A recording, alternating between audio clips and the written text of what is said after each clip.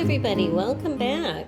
So this time we're going to be painting this 115 machine, and I am trying out a new tripod thingy with a light and a different stand, so hopefully we're going to be able to do more mobile kind of things without me getting in the way. So as you can see, she has gone through my stripper and she's looking pretty good. I need to do a couple little spot cleans. Down here in front, things tend to get a bit goopy, and I forgot to clean that out. But there's a lot of parts to clean on her. Of course, the machine itself, the wheel, and the belt guard, and bobbin winder. And then for the hand crank, this is a aluminum housing, this main gear, this smaller gear, and the little cover plate. So, this does not get masked off because it is what it is. This does not either because it is what it is. For the aluminum pieces, I will use a self-etching primer so that it will stick. For these parts here, this is going to be masked off. I'm not going to paint this part. I could probably tap that out because that's just a pin, but you know, we'll see.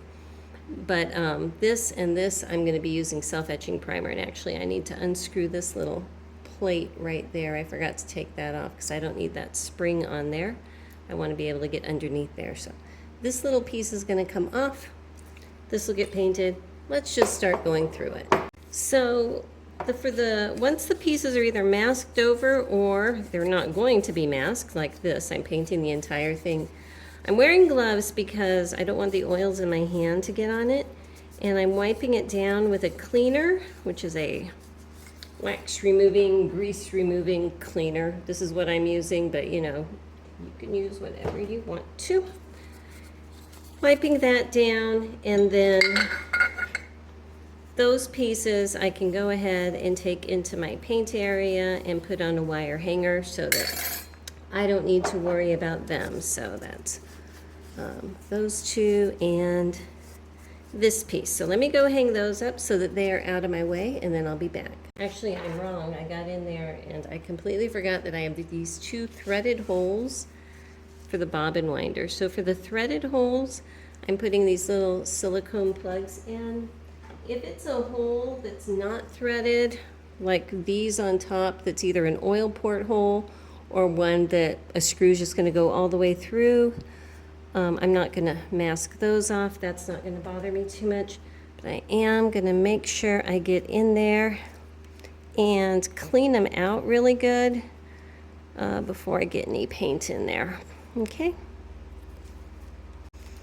All right, so to work on a wheel that has a nice outside rim, and this one does have a pretty nice chrome edge. I want to protect that, so I have my wide masking tape that I am going to run all the way around first. Okay, at this point it's overlapping. Cut that off. And then I just kind of pinch the tape every couple inches to get it started. And then once it's, you know, pinched like that, then come back and push in between. And push it on really good because I'm going to come back with a razor blade and trim off these edges here. Okay, so it helps if your razor blade is, you know, fairly fresh and pretty sharp. And if it does cut a little bit jagged, well, there's always ways to, you know, remedy that, but we would rather not. So I took off this hand because this tape wants to stick to gloves really a lot. And see, I already have an issue right here. Hang on a sec. All right, so I'm just going to rub my blade around the edge, and I don't know that this is terribly sharp. I think I need to get a new one. Hang on a sec. Okay. All right, let's try it again coming this way. Oh yeah, that's a lot sharper. So I'm just going to rub my blade around the edge, and it's going to cut that tape where it needs to be. If it's not cutting when you're just moving it easily, it means you need a new blade, okay? So I'm just going to finish that up, going all the way around here, and then flipping over and doing it on the other side also. Okay, so on a wheel, on this side, I'm going to be masking over this and trimming that with my blade again. On this side, this inner part is what that bushing is rubbing up against. Well, you can't see that. This part here, that's rubbing up against this inner part. So I'm going to be masking off so that there's no paint from that line in, okay? So it's the same process. Hang on, try to get some tape off here. And I push it in until I can see that edge. And before I cut it, I'm just going to make sure it's in all the way around really well. And then come back. So I pushed it in to make sure that it's in all the way around, okay, really well. And then I can just come back with my blade and trace it out, okay? So I'm going to cut it out at this point on this side and just around the little protruding area on this side. Okay, so that's how it looks. Now this is going to go into my booth. I did go ahead and tap that handle off. It was just one pin. So this thing is going to get painted in its entirety, even this little handle. I don't think that's going to hurt anything. It has this little bitty spring on there, and it's just a funky, cheap little spring, but I think that having paint on it's not going to hurt it at all. For the bobbin winder, I don't like to tap these out. It's easy to damage that, so I leave them in. And this side is pretty easy to mask. I can just put some tape around it, you know, and wind it up, and there you go. And the big wheel is kind of a pain, and let me get this on here real quick. Sometimes you can do them easily with just tape, and it's the hard part with masking the wheel on a bobbin winder is getting it so that everything is perfect in this area, you know. It's just, especially this one, the way that it's set up, it's going to be kind of tight in there. Sometimes I use a latex masking, and I can see I'm going to need to get a wire wheel inside here and clean out a little bit of rust. But anyway, sometimes I use a latex masking on the threads here and on this part. And I might do that just for funsies. I might. Yeah, let me get that out. I have this massive tub of this, which will probably last my lifetime. And I get a little dosage cup, and I just pull a tiny bit out because that's way more than I need for a sewing machine. And pop my lid back on and seal it really good just so this stuff won't dry out. It's basically like glue. It's just like glue is what it is. So I can get a paintbrush and put it on with a paintbrush, but you have to be really careful not to get it on any of the surfaces you're going to paint, because even if you get it on there and you wipe it off, it's still going to be in the little grooves and the paint won't stick. Trust me, I've been there. So I'm just painting it on these threads very carefully, so it's not going to go anywhere. And then I can paint over them, and then once all the paint is dry, this stuff is going to let me just kind of peel that dried paint off. Okay, so sometimes I put tape in here too, but it's hard to get tape all the way to the edge. And even for this, sometimes it's hard to get this all the way to the edge. Okay. So I think that's going to be good. Now, for this wheel, I'm going to use tape, I think, on there. I'm going to be painting this flat area. I think that's actually going to be fine. The cog sits on there, but because it's going to be attached with a bolt that has an adjustable screw in the back, I think it's going to be fine.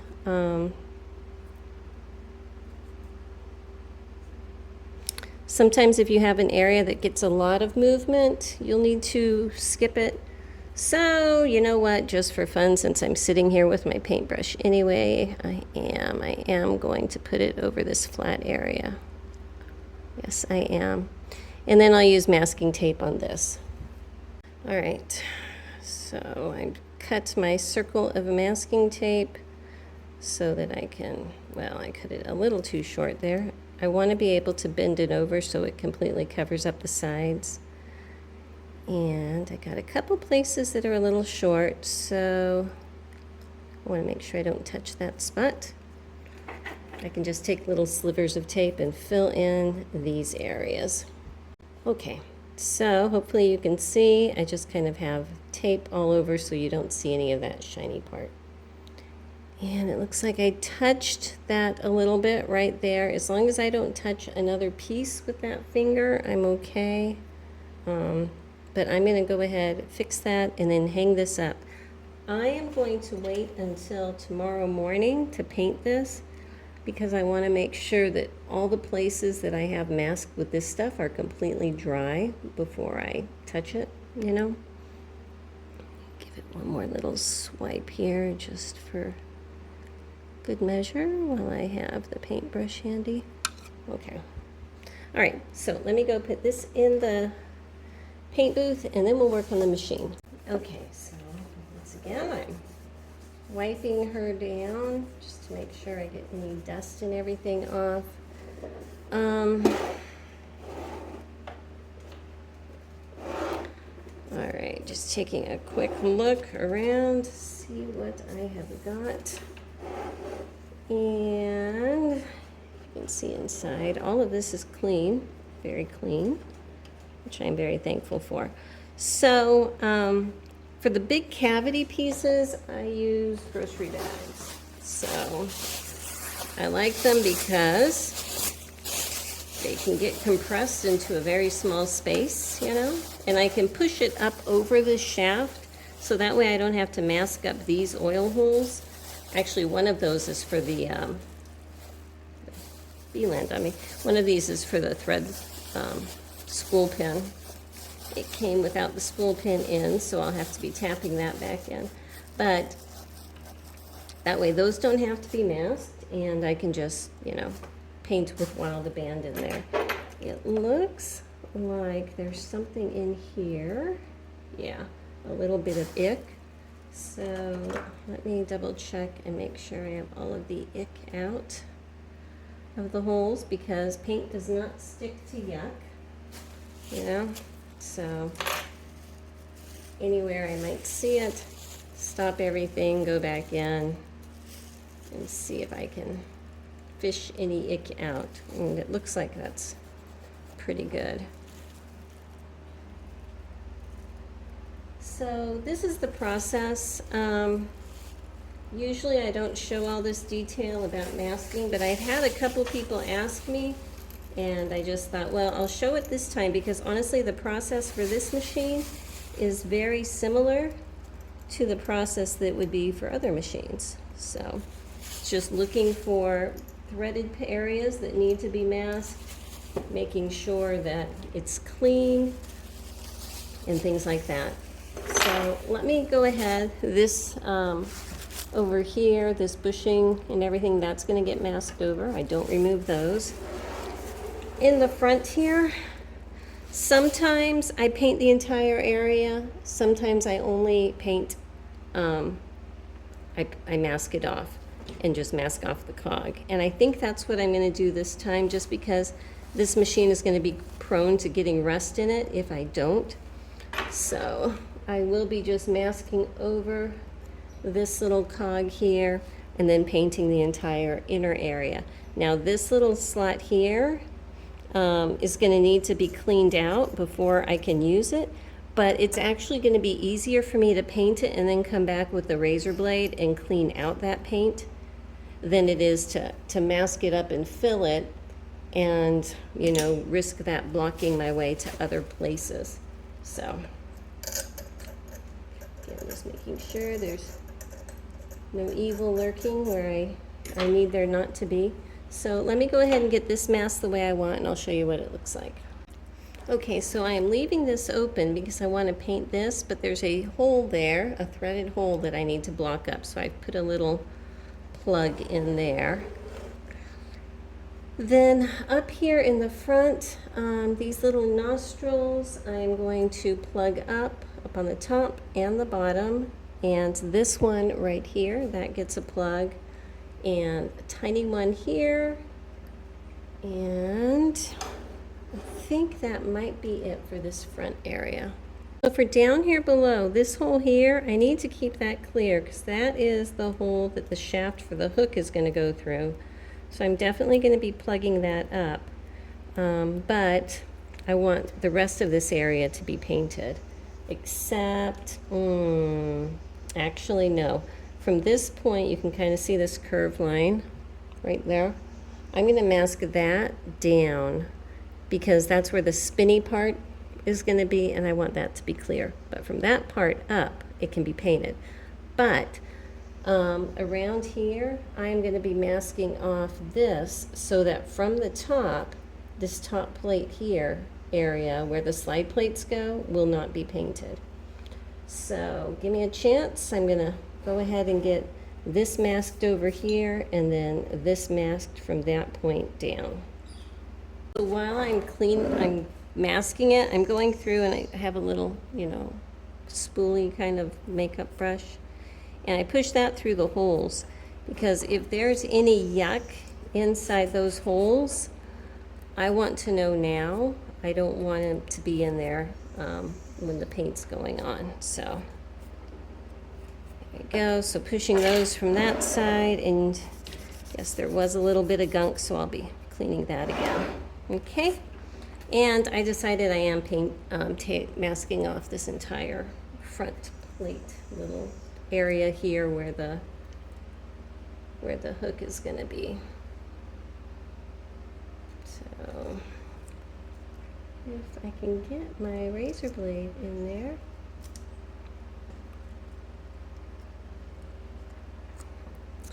Bad angles and everything.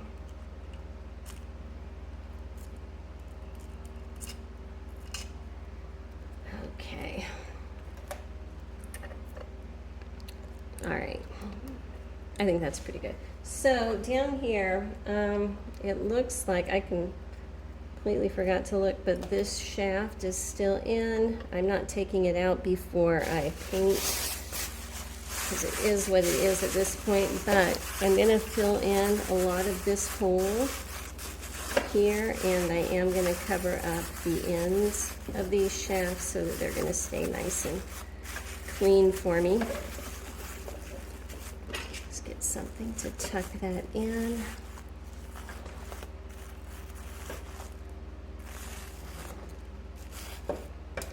Okay, so that's going to stay nice and clean. I need to plug up this side of this hole, this one here, because that's what that main shaft on the bottom is going through. Also, I'm going to tape off this little area in here where that little plate goes, and where the, that's nasty, where the pivot points go, that's going to get a little plug also. The machine is so odd. I'm like this screw that's set in here, I'm pulling it off, but that screw, this screw does not belong there. There's a set screw that goes there. There's a set screw up here, so it should be kind of like one of these that's down there.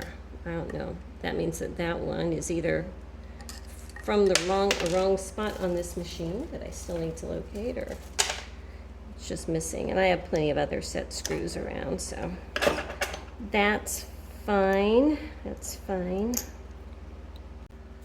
Okay, so taping off this front area, I'm just gonna cover the entire thing. I want to line this up so it's in that groove, but it's not blocking anything on top.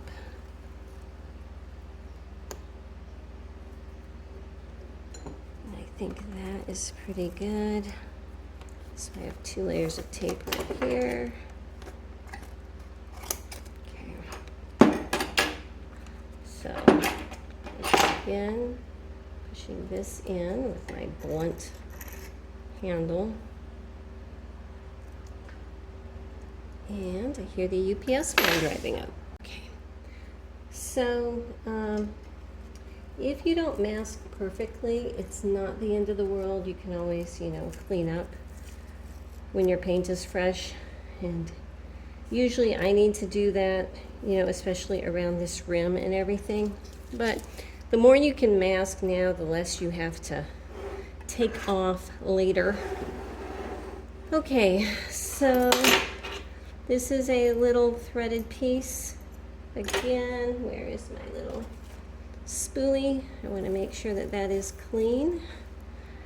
If you can see, this thing is getting dirty just because my stripper, I pull it out of the stripper and then I wash the machines off with water and everything, but still sometimes there's a little bit of sediment. It's just the way things are, but in general it's a very clean way to strip machines, just saying. And if you're curious, I do have a separate video on my tank stripper that I use. Works great. Okay, so let me mask up with tape around this bushing, and I'm just going to cover this whole end piece. Okay, I'm just going to tuck that in. So I was thinking about how to paint this girl, and I was kind of going off the rails. I was getting all these crazy ideas of doing a biker chick machine and tattoos and all kinds of stuff.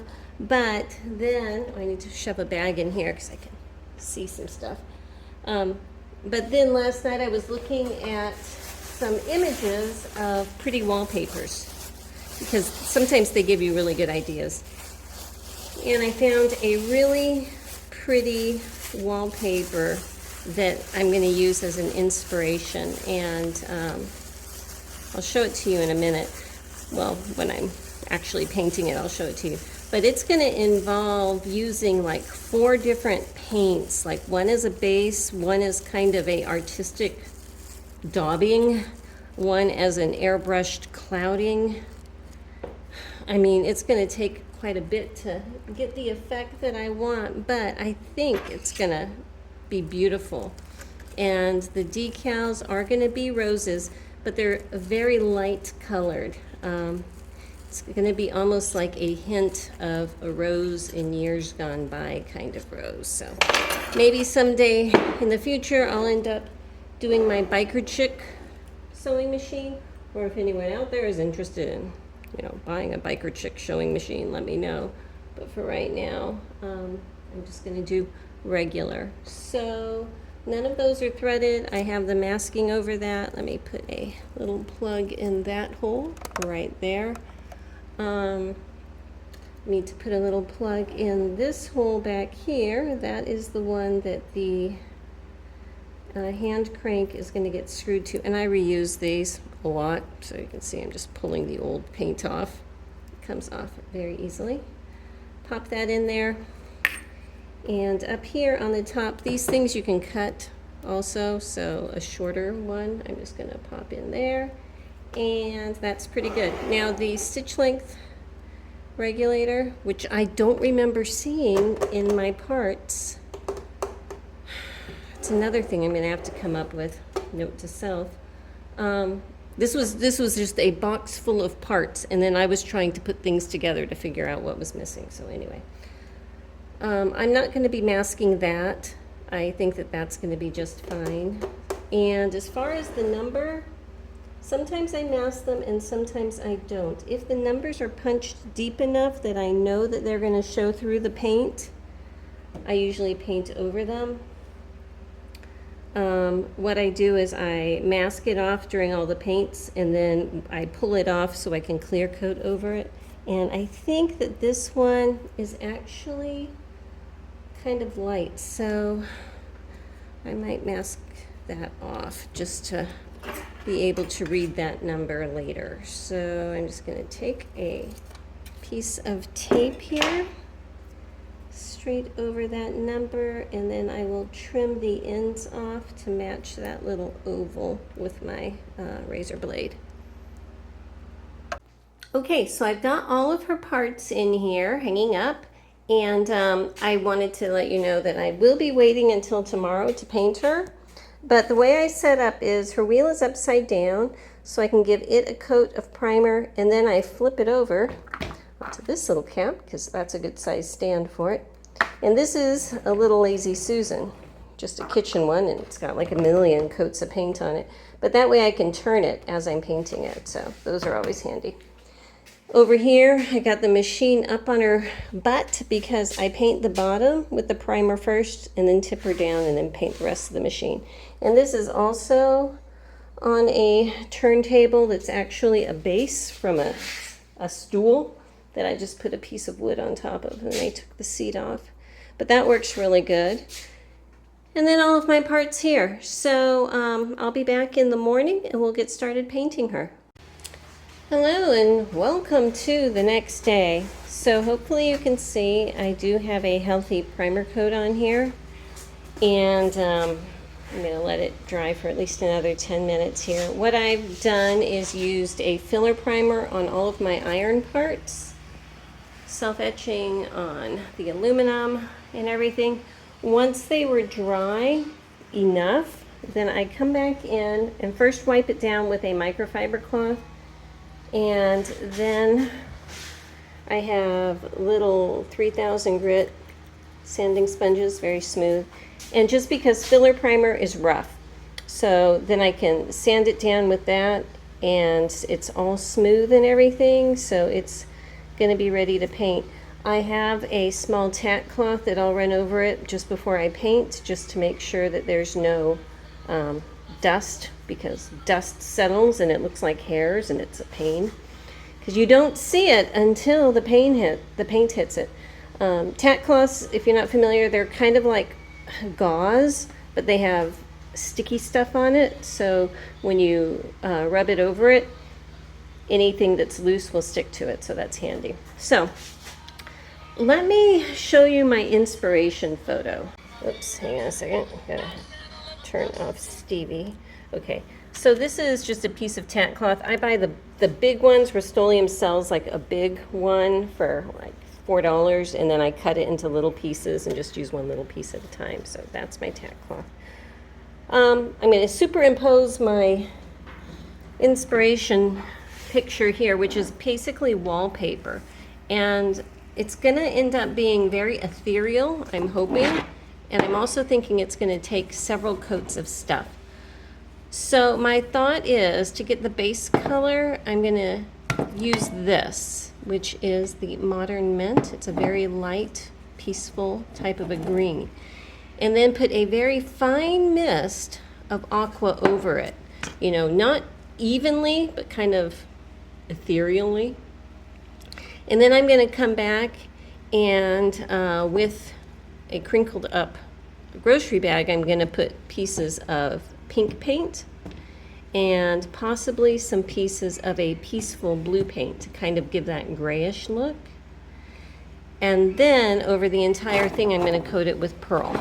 And I think that that's going to give me the background look that I'm going to want. So wish me luck. This is definitely an experiment, but I think no matter what, it's going to turn out pretty. Okay, so at this point, I have my base coat of the Modern Mint on. And a nice good coverage of that, and everything else on top of this is just going to add to it. So I'm going to give this about 10 minutes to dry before we come back and put a light coating of the aqua over it. Well, I tried it just like a piece of the little hand crank thing, and it was too bright. This was just too bright. So I'm going to phase over that, and I just recoated it with green, so you know we're back to normal. And I'm going to use this French blue instead. It's a much more subdued color, and I think that that's going to work better. So I am just doing quick little bursts from, you know, they usually recommend about 10 or 12 inches away. I'm more like 20 something inches away, just because I want a very light cloud over it and not a defined color. Okay, so at this point I have a very light dusting of the blue over it. And remember, this is going to end up lighter than what it looks now because I am going to be putting pearl over the final coats. Now the next coat that I'm going to be doing is going to be those pink blotches, and I need to let this dry for probably about 15 minutes until it's dry to the touch because of the technique that I'm going to be using on this. So we're going to give it some time. You know, I don't know if you can see, but there are, here you can probably see that hint of blue there. It's going to be fun. Okay, so this is the technique I'm using. This is just my practice machine over here, where I have a plastic bag. I've sprayed the spray paint on, and then make a splotch. Okay, so totally abstract. So I've actually already done these pieces. Bag off of my hand. Again, there will be a coat of unifying pearl over this, so don't get too freaked out yet. And I'm also going to be doing a cloud, you know, because there's like a mottled white kind of cloudiness, almost as if it's another layer of this abstract splotchiness. But I'm not too sure if I want to do that because I still am going to be putting those rose decals from that wallpaper on here. So I don't want to make it too busy to cover up those decals. But this is where I am right now. I need to let this dry for a little while. Okay, before I go back into the paint booth, because I have it done as far as paint goes, I want to show you everything I've used. So first, this one, the Modern Mint, and then very lightly going over that with French blue, and then using the little grocery bag with Sweet Pea. Then I went over it with Pearl Mist. After that, I could tell that it was still a little darker than I want, so I put another very, very light coating over that of Shell White. And that is what I use. So let's go in there and I'll show you how it looks. So first, this is the wheel. And if you can see the little pink splotches, but it's very light, and I think that's beautiful. And here is the machine itself. Just ignore those stripes. That's LED light interference. But hopefully you can see the texture I was kind of going for here. Okay? So I'm going to let this dry overnight, and then tomorrow I'll come back in here and check on the masking and everything, and after I know for sure that it's really, really dry, probably in about 3 days, then we can go ahead and put the decals on. Hello, welcome back. So as you can see, I am getting started with my decals, and I got just one on just to see how it was going to go, and I think it's going to be pretty cool. So I've printed out 2 sheets that look like this. So I'm going to have extras of my little Singer 115. And when I make this, oops, sorry about that. When I make this, I add a little shadow around the text so that it pops out a little bit more. At least I did on this one. I think that's cool. So the rose motif is going to be at random all over the place on this. It's going to be very rosy, and I'm going to be putting this on the back here, over here, like that. So you've probably seen before, but basically I'm just going to be cutting out, you know, within a couple millimeters of the design that I printed. And then I like to use just a couple drops of dish soap in my water. It seems to make it slightly more slippy you know? So that's what I have over here. And when I add my water, it foams up because I use a high pressure hose just for fun. So let me go ahead and get a couple more of these cut out and I'll show you how I apply them. So I decided on the back, I'm going to tip you up a bit here. I'm going to be putting actually the word singer down here. I think that that'll be a little bit fun because this hole is taking up the space I have it on the other side, and I'm going to fill this in with roses. So I just place it slightly north or south or whatever, slightly off from where I want the final to be. And once it's wet enough so that it will release, then I can pull the backing paper out and so on. Okay, so that doesn't look exactly right, but it's still wet enough with my slightly soapy water that I can get it in its final position here. And once I have it where I want it without any wrinkles, then I'm going to come back with my clean microfiber cloth and smooth it out very carefully. So now that is on, so I'm just going to take a few minutes and cut these out randomly. Some of the rosebuds that are smaller I can use as filler and on the belt guard. So this is going to be fun. So I wanted to show you, like on this, fussy cutting and everything, but where you can come in and make a little slit so that like this piece now is separate. The more of that you can do, the easier it is going to be if you're using this on a curved surface to get it to lay flat, okay? Because like if I'm putting this on a rounded surface, see how when this curves, that leaf is going to want to come over? If I have it sliced, it can just kind of overlap and I can smooth it. If it's not, then I'm going to end up with a wrinkle there. So just thought I would point that out. For things that are like this, that is a really great option. So then I have it on, and I hope you can see that, like, well, maybe you can't, but trust me, where I made that little slit, because this is coming around a curved surface, it's had the opportunity to open just a little hair. And over here the same, it closed just a little hair. And now, even though I'm going around a very curved spot, it is lying nice and flat. So I can smooth that down and go on. In general, I mean, this defeats it, but in general, I like to do the top first and then do the base just because water drips down.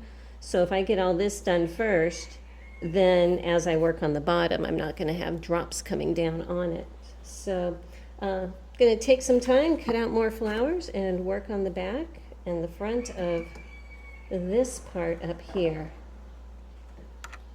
I want to show you because when I put this rose up here, it slightly overlaps the lettering, but because they're both semi-transparent, it actually looks really cool, and there's no problem with that. So I like it. I like it a lot. I think it's going to be beautiful. Very, very beautiful. So I have a couple more on, and I just wanted to show you I'm going for the overblooming rose garden look. It's not going to be minimalistic, but that's okay. Okay, I've got all of her decals on, so let me see if I can get you in here. I think she's adorable. I really, really do. I've used up just about everything.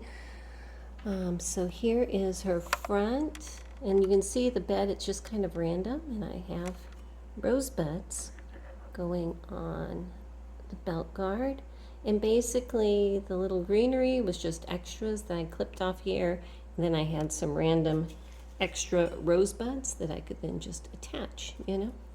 So that's really pretty. And moving you up here, just ignore that white line, it's my tripod thingy. You can see I've taken the masking off of her number. I need to polish that before I clear coat it, but that's going to be visible. And then here is the back one more time. And I think she's really, really pretty. I really do think that she's not exactly like my inspiration wallpaper, but she's very close. So I'm going to give her a day or so to dry. I want all of the water that might be in the back one of those decals to evaporate out before I put her clear coat on.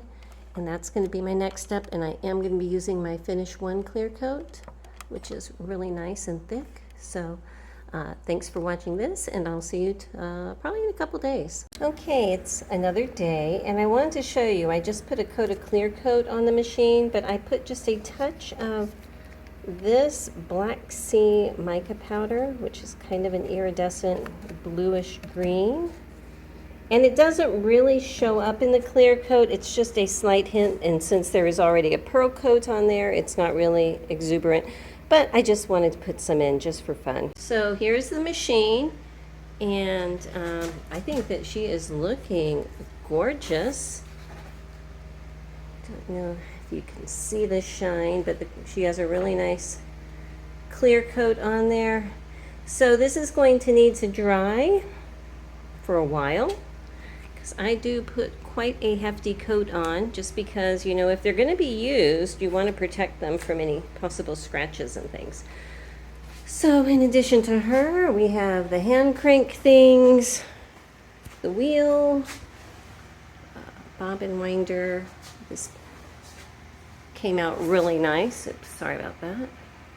LED lights just do weird things with cameras. But anyway, that's what she's looking like. So this is probably going to be the last video of this segment, just because from this point, all she needs to do is dry. I'll unmask her, and then we'll start putting her together, but that will be my final video. So hope you've enjoyed it so far, and I'll see you next time. Bye-bye.